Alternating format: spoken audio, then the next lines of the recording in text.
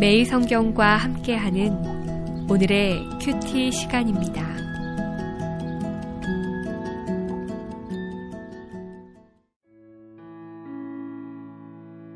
(5월 1일) 오늘의 말씀은 로마서 1장 1절에서 17절입니다. 예수 그리스도의 종 바울은 사도로 부르심을 받아 하나님의 복음을 위하여 택정함을 입었으니 이 복음은 하나님이 선지자들을 통하여 그의 아들에 관하여 성경에 미리 약속하신 것이라. 그의 아들에 관하여 말하면 육신으로는 다윗의 혈통에서 나셨고 성결의 영으로는 죽은 자들 가운데서 부활하사 능력으로 하나님의 아들로 선포되셨으니 곧 우리 주 예수 그리스도시니라. 그로 말미암아 우리가 은혜와 사도의 직분을 받아 그의 이름을 위하여 모든 이방인 중에서 믿어 순종하게 하나니 너희도 그들 중에서 예수 그리스도의 것으로 부르심을 받은 자니라. 로마에서 하나님의 사랑하심을 받고 성도로 부르심을 받은 모든 자에게 하나님 우리 아버지와 주 예수 그리스도로부터 은혜와 평강이 있기를 원하노라. 먼저 내가 예수 그리스도로 말미암아 너희 모든 사람에 관하여 내 하나님께 감사함은 너희 믿음이 온 세상에 전파됨이로다. 내가 그의 아들의 복음 안에서 내 심령으로 섬기는 하나님이 나의 증인이 되시거니와 항상 내 기도에 쉬지 않고 너희를 말하며 어떻게 하든지 이제 하나님의 뜻 안에서 너희에게로 나아갈 좋은 길 얻기를 구하노라. 내가 너희 보기를 간절히 원하는 것은 어떤 신령한 은사를 너희에게 나누어 주어 너희를 견고하게 하려 함이니 이는 곧 내가 너희 가운데서 너희와 나의 믿음으로 말미암아 피차 안위함을 얻으려 함이라. 형제들아, 내가 여러 번 너희에게 가고자 한 것을 너희가 모르기를 원하지 아니하노니 이는 너희 중에서도 다른 이방인 중에서와 같이 열매를 맺게 하려 함이로되 지금까지 길이 막혔도다.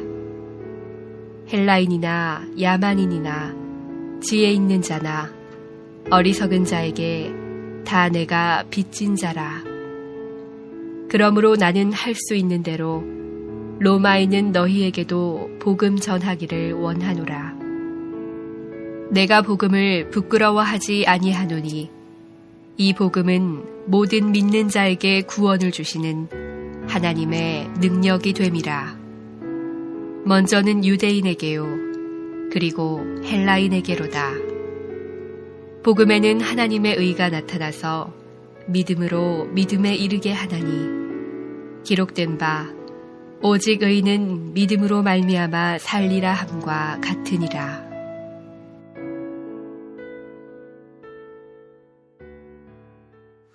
(5월 1일) 목요일 아침입니다.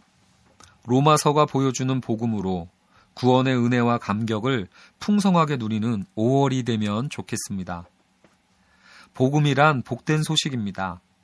그런데 요즘 우리에게 복된 소식은 어디에서 들려오고 있습니까? 우리는 우리의 부족함을 채워주는 것을 복음으로 생각하려 합니다. 그래서 건강이 부족하면 건강을, 돈이 부족하면 돈을, 학벌이 부족하면 학벌을 채워주는 것을 복된 소식이라 생각합니다. 그러나 이는 바울이 말하는 복음도 아니고 로마서가 가르쳐주는 복음도 아닙니다. 만약 우리의 근본적인 문제가 건강이라면 탁월한 의사를 찾아가면 됩니다. 돈이라면 우리는 회장님에게 잘 보이면 됩니다. 학벌이 근본적인 문제라면 교수님을 구원자로 영접하면 됩니다. 그러나 2절 말씀에 이 복음은 하나님의 아들 예수 그리스도에 관한 것입니다. 예수님은 많은 병자들을 고치며 건강의 문제를 해결해 주십니다. 또 오병이어 기적 등으로 굶주림을 채워주셨습니다. 탁월한 가르침으로 우리의 무지함을 깨우쳐 주기도 하셨습니다. 그렇다면 예수가 복음인 까닭은 우리의 여러 문제들을 가장 잘 해결해 주시기 때문일까요? 유용하기 때문에, 도움이 되기 때문에 예수가 복음인 것일까요? 아닙니다. 바울은 우리가 아무리 건강하다 해도, 또 아무리 부하다 해도, 학벌이 뛰어나다 해도 하나님의 진노로부터의 구원이 필요하다고 주장합니다. 우리의 근본적인 문제는 부족함이 아니라 바로 하나님의 진노였습니다. 하나님의 은혜를 떠나 하나님의 진노에 거하게 되는 대표적인 두 가지 방식이 있습니다. 하나는 세속적인 방식입니다. 탕자의 비유에 나오는 둘째 아들처럼 아버지의 품을 갑갑해합니다. 그래서 자기 멋대로 살기 위해 떠나는 경우입니다. 이방인들이 그랬습니다. 그러나 아버지를 떠나자 궁핍해집니다. 그곳에서 죽을 수밖에 없게 되는 진노를 경험하게 되는 것입니다.